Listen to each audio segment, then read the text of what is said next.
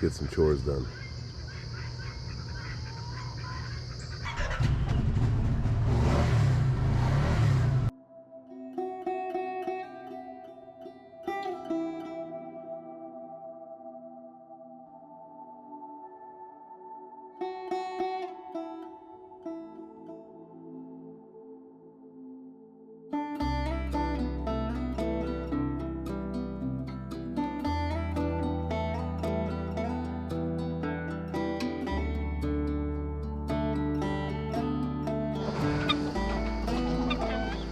Good morning. Good morning.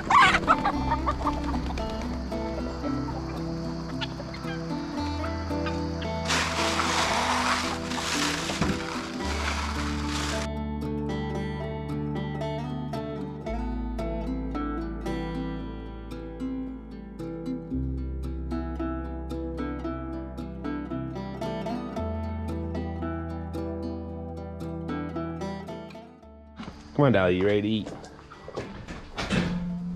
Let's go, girl.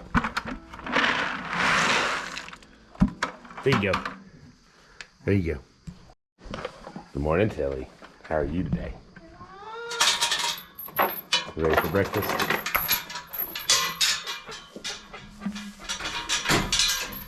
Hang on now. It's a dumpy jar. Get all that hay out of there. There you go, girl. Your little resident chicken jack. So how this works, you saw me feed the outside resident guineas and chickens. We don't like try to keep them in a pen. They're like the resident bug eaters on our property. So they just get to kind of hang out. Then I feed the petting zoo. So the goats are down there eating, and then we have Dolly and Tilly in the barn eating. And so while they're all eating, I got to finish feeding the turkeys, which we'll get into details what we're doing there on another video. Then I go milk. After I get done milking, this barn is done eating, so then I can let Tilly out. That way I don't have to like go back in the house, wait, and come back kind of thing. So that's how that part works. Hey you, if you haven't subscribed, do that right now. Good morning, Daisy. It's almost your turn. It's almost your turn.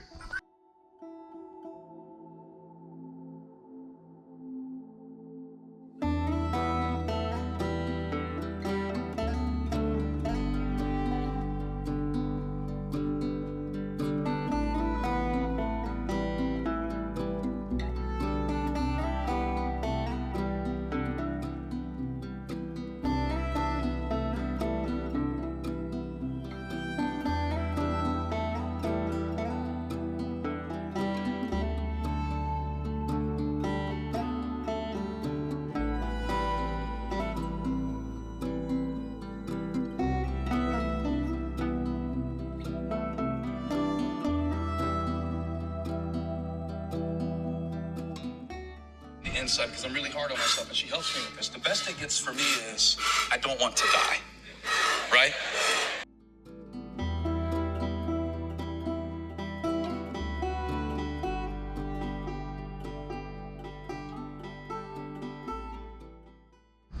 All right, the aftermath, we are all done.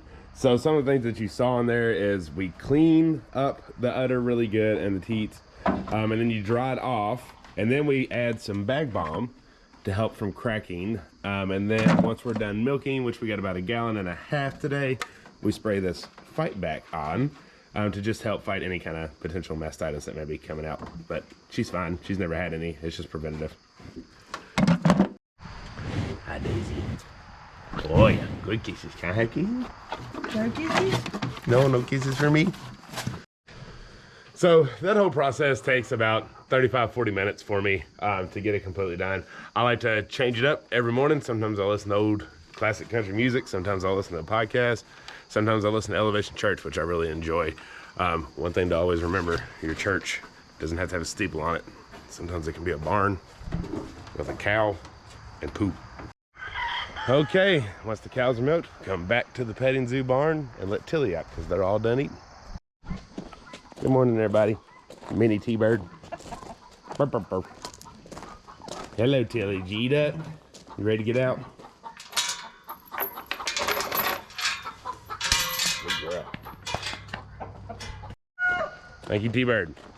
So, when you have a full-time job like I do, like this stuff has to get done by, I try to get done by like 7 or 7:30, because then you might have to like water the garden or do something like that. Now I really try hard to water in the evening if I can.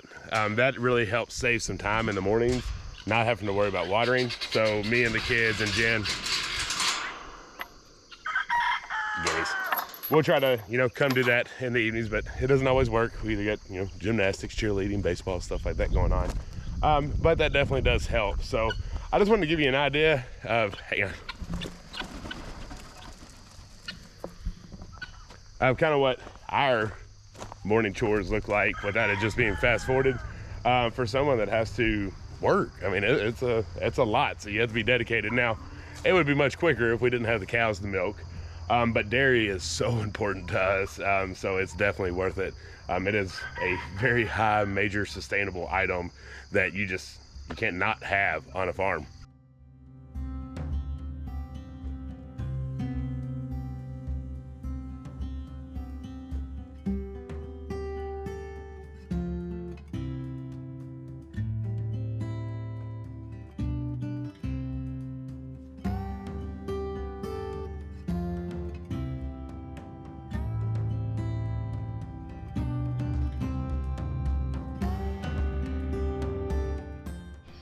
All right, we're back in from the chores, and this is a bunch of comfrey salve we had drying.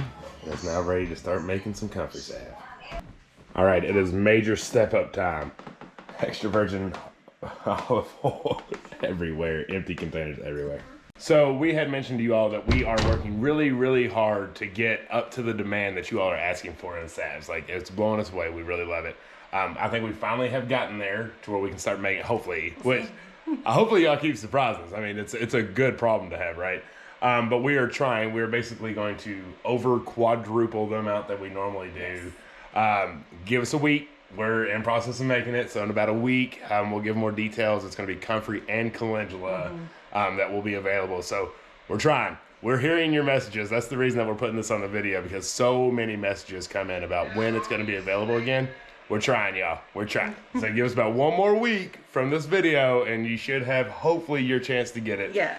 Not that you're going to get it in a week, just that we're going to explain what we're doing in a week. Right, and then hopefully open it up for purchase. Yeah, and also, again, we'd like to remind, because a lot of people seem to have some troubles getting on there, our email list, it's always linked down below.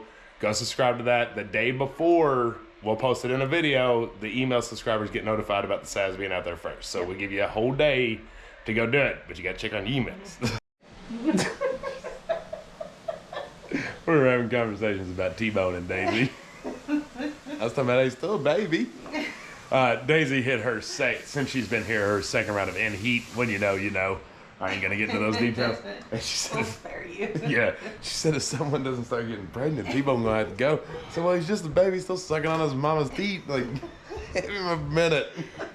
Well, anyways, yesterday, our week has been like low humidity. It's still been in the 80s, but it's just felt great. The mornings have been chilly. So Jen made some chili, which this is leftover chili from yesterday. But man, first off, y'all tell me how you do your chili. We love spaghetti noodles with ours.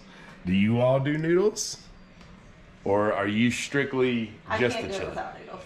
I can't do it without noodles, and I can't do it without a peanut butter sandwich. I gotta have some kind of bread. She likes crackers more. But I'm peanut butter because I like the bread to soak up all the juice and everything. But yeah, it's starting to feel like fall around here, and we love it. Yeah, we have been watching scary movies. We're getting all into that. When Halloween comes, this is what we do. Yeah. We'll be over it. We won't even want to worry about Halloween because we already get it out of our system like 3 months beforehand. Yeah. Okay, it is a few hours later. And it is still the heat of the day, but thankfully it's been low humidity. So we've got our inside stuff done. We got the salves going. We got the morning chores done. I got work done. Now it is time to do something with these turkeys. So y'all know the turkeys were very, very bad boys and girls during this garden season. They got into my tomatoes, so that banned them over into the corn crib. So now we have an idea. We are going to put some electrical fence up around the corn crib and clip their wings and see how they do. because they don't need to be cooped up in there now, but they do now know it's home. So anytime you're trying to introduce a new animal and you want it to stay, especially poultry, into a new home, keep them locked in there for about a week to 2 weeks. Feed them, water them, obviously, but you want to keep them in there so they know that's home. That has happened now. We're going to fence it in with electrical so they don't roost on top, and then clip the wings, and we'll just see. We'll see. So let's do it. I didn't think I was going to get this electrical back out so soon, but it's best for them, I guess. So short explanation or backstory. When they were in the barn, they did not want to roost in the barn because I think they didn't want to be with all the other chickens. I think they didn't want to roost together. So they started roosting on the fence over there. Well, when they were roosting on the fence, turkeys are stupid, and they were getting confused, and it was also an easy out for them to just jump right down out of the fence and then roam through the yard. They never tried to fly away or anything. They just wanted to roam. So my thought process is with them being in this corn crib for a few weeks now, is now they know it's home. Now they can still go home at night and have their own place to roost, and they won't be on the fence and then jumping out. So I don't know. It makes sense in my head. Will it work? Who knows? I hope it does. It feels like a good idea. It feels like it's a better solution. But ultimately, we'll just see how it goes and whether we have to put him back in the corn crib or not. I don't know. We'll find out together.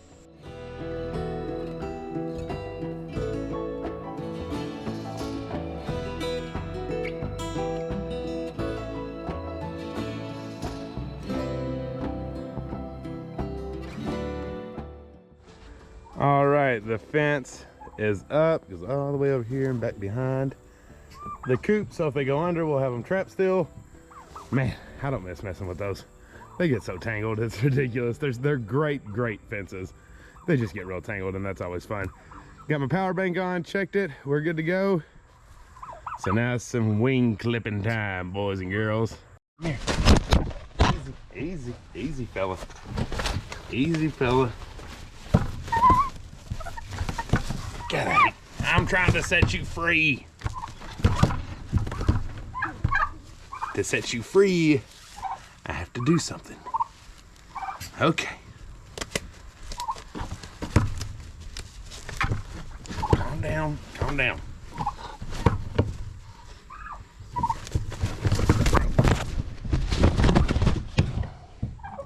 Had to get the reinforcements here.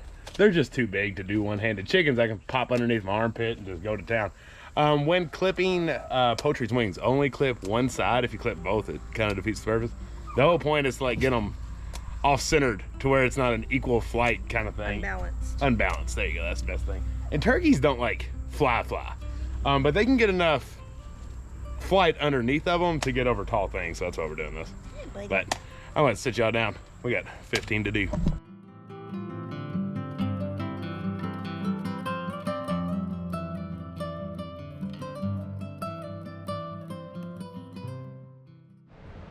Okay, you got to see them on pasture. I am now in different clothing because I had to take a shower. These daggone things, I'm telling y'all, turkeys are ridiculous. They talon cut me everywhere. Their nails or toenails are like this long. It's not that they're aggressive. They're just huge, and their feet are monstrous. Yeah, imagine what like a chicken does to you, but just a dinosaur size. Yeah. And that's what a turkey does. So, unfortunately, fortunately, one did hurt itself in that process. When I would grab one, it hurt its leg really bad.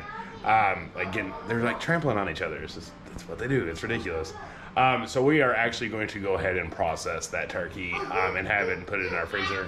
Actually, we're going to use it. Yeah, we're not going to put it in the freezer. We're going to eat it this weekend fresh because we have a lot of family coming, and Grammy Karen's birthday. That's what I was going to say. Actually, while you're watching this, it is Grammy Karen's birthday. So everybody go down in the comments and wish her a happy birthday. Yeah. So we're going to have turkey for her birthday. Yes. And to some, that might seem like, what?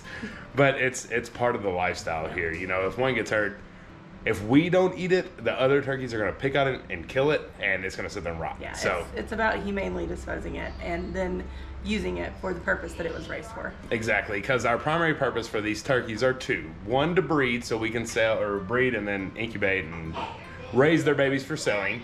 And then also eating the ones that are just really bad. And in a nice way. I mean, they're going to feed our family, but just like the pigs, just like the chickens. Farm life, that's what it is. That's exactly right. So I hope you enjoyed today. Thanksgiving or turkey on Thanksgiving. So. I guarantee you do. I guarantee you might be. And if you don't, kudos to you. Yeah. Most of us do. But now don't tell me you eat hail. Yeah. But anyways, everybody wish Grammy Karen a happy birthday down below. We're going to have a fun weekend with a lot of family. Yeah. And now we're just going to finish up this last little bit of work, and we are going to have a good time. So if you haven't subscribed, make sure to down below. We love you. Until the next one. Bye. Bye.